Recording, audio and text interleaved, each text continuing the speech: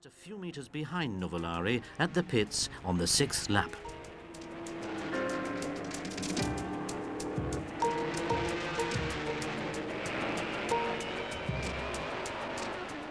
Rosemeyer then took the lead on the back straight, much to the delight of the spectators.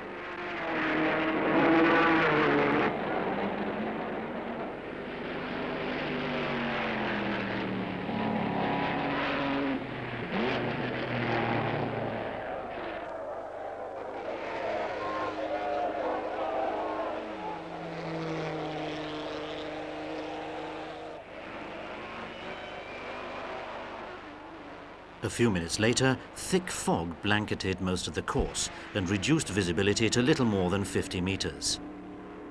Bernd Rosemeyer was the only driver in the field who continued lapping at almost the same speed as before, when visibility was good. He finally won the race 2 minutes 13 seconds ahead of Nuvolari. Rosemeyer's victory meant a great deal. But Nuvolari was still regarded by insiders at the time as one of the best drivers ever.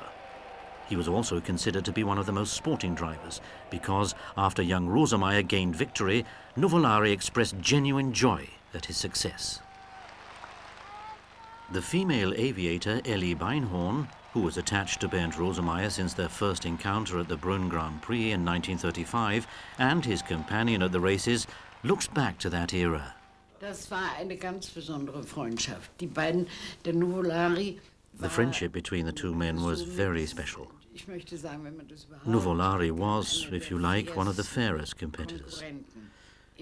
When he realized that the other driver was quicker, he signaled to let him past. And although both of them could only talk to each other in broken terms because of language difficulties, they were always very friendly to each other. The German Grand Prix at the Nürburgring in 1936, motorsport had become a major attraction. Several 100,000 people flocked to the Nürburgring racing circuit whenever a race was held. The smell of car fuel and hot tires, the sporting competitions, and the sound of supercharged engines sent the spectators into raptures.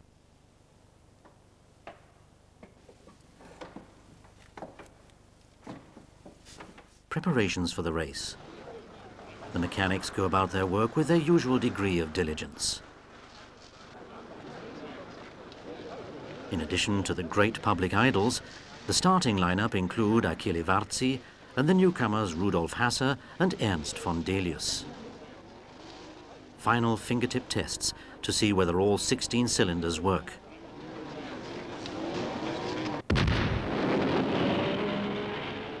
And they're off. And again, Bernd Rosemeyer shows his fans that he is in top form.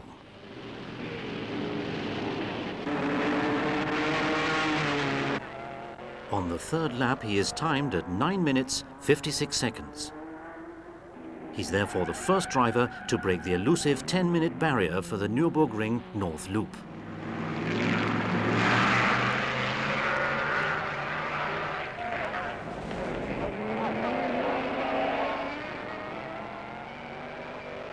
The race ended with a double triumph for Auto Union when Rosemeyer took first place and Stuck was runner-up. 4 out of the first 6 cars across the finishing line were Silver Arrows built in Zwickau.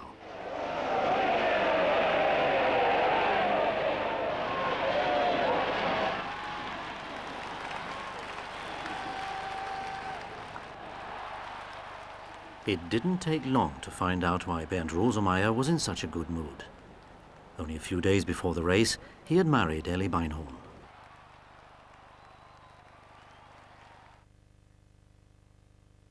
This success was surpassed in the Swiss Grand Prix when Auto Union drivers Bernd Rosemeyer, Achille Varzi and Hans Stuck filled the first 3 places.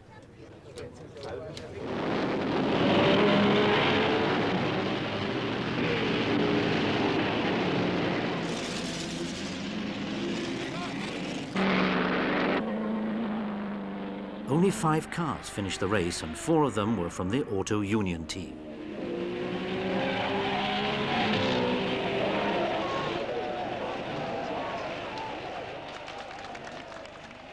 In addition to the above-mentioned drivers, the Auto Union team included the following drivers in 36-37. Ernst von Delius, who was killed during the German Grand Prix in 1937. Rudolf Hasse, who, like Delius, had been successful in the past as a sports car driver. And Hermann Paul Müller, who, like Rosemeyer, had taken part in motorcycle races. The Auto Union team even took part in 2 races in South Africa in 1937, with the understandable aim of promoting export interests. The event was organized as a handicap race. Delius and Rosemeyer had to start at the very back of the grid because the organizers assumed that they were better than the other drivers.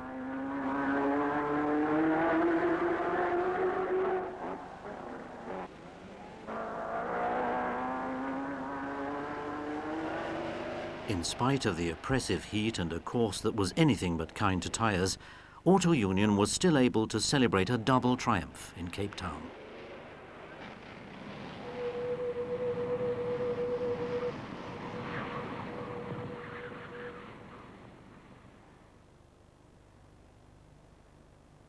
This victory was to be the highlight of Ernst von Delius' racing career. Na schön, das ist schön. Oh, einsteigen. Ja, hier. Hinein! Hinein! The new steep curve was completed at the Avus racing circuit in Berlin, and Auto Union geared itself up for new challenges, which Bernd Rosemeyer accepted in his usual relaxed manner. Natürlich war es dem, wenn man nicht beide fahren, so gemacht. Fahrpunkt. Kommt einem zurück. Was sagst du von dem Kleinen? Jetzt fällt er uns auch wieder in. Enorm, ne? Rosemeyer startet.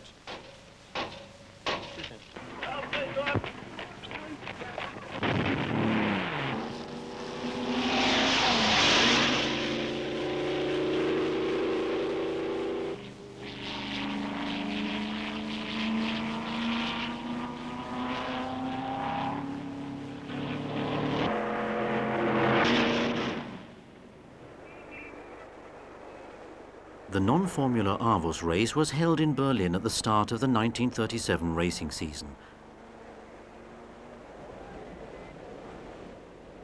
Auto Union took part in this race with a car body that had been developed in a wind tunnel. The final shape of the car body commanded admiration everywhere.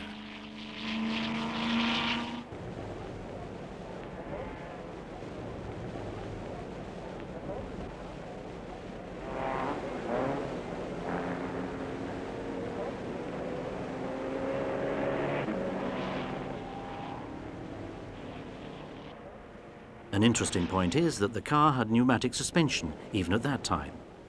The cars were very fast, but also very heavy with a weight of over 1,100 kilograms. The tyres, therefore, became the weak point, and they had to be changed more than usual.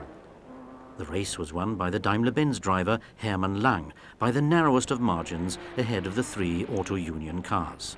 Ernst von Delius successfully finished runner-up in a standard single-seater racing car.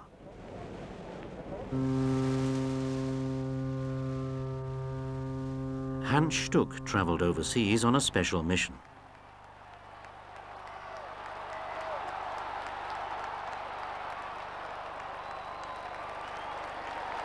He was to advertise German technology by taking part in the Rio Grand Prix on the 6th of June 1937.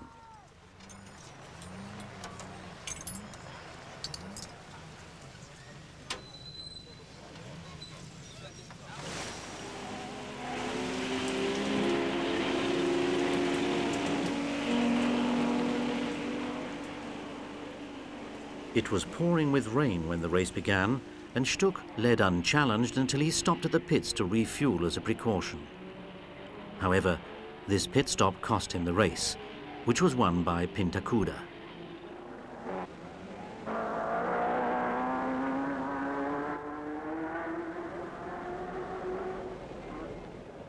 Achtung, Achtung! Wir starten zum Ziel! Starten zum Eiffelrennen 1937!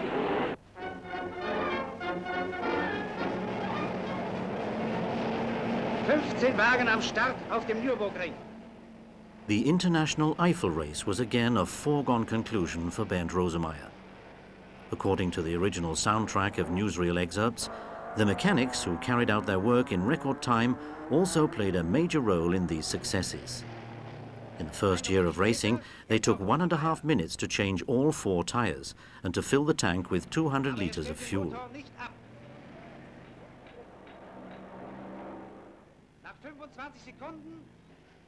Thanks to all year-round training and maximum concentration, they performed the same task in 25 seconds during the 1937 Eifel race. This was an all-time record. The thunderous applause from the grandstands was a just reward for this outstanding achievement.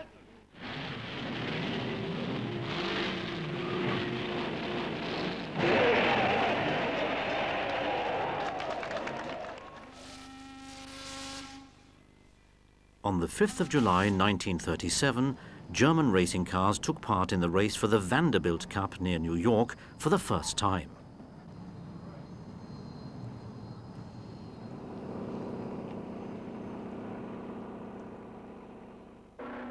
Bernd Rosemeyer won this race after a very hard struggle.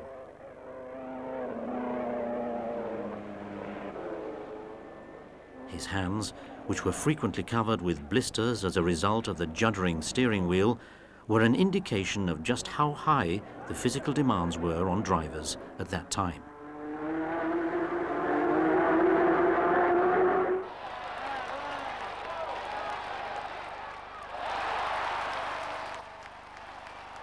His laughter and the triumphant gesture with which he accepted the cup are nowadays still the typical pose of a radiant victor.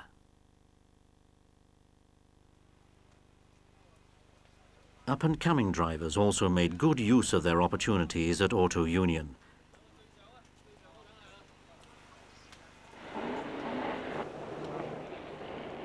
Hasser won his first Grand Prix in Belgium on the 11th of July.